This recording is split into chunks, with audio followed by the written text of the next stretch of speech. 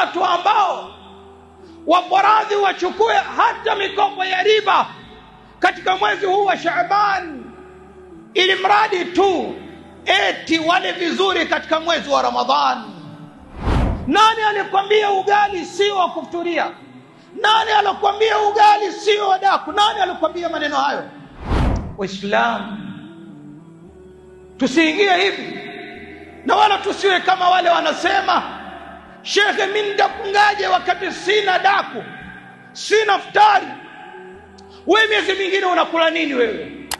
Fa'lam ya Abdallah, inna Allaha tayyib la yaqbalu illa tayyib. Allah subhanahu wa ta'ala ni mzuri na akubali isipokuwa vizuri. Unachukua riba kwa ajili ya mwezi wa Ramadhani ule vizuri? La, usifanye hivyo. Kizuri chochote ili mradi kiingie katika ule mdomo wako kiwe cha halal. Usijiandae hivyo, na mwezi wa Ramadhani sio wa hivyo. Mwezi wa Ramadhani sio wa kujiandaa pengine na vyakula vingi vya kusasa, wakati kuna masakini, kuna wale miskini ambao hawajui watakula nini. Hii ni TV Iman Tanzania, elimu bila mipaka.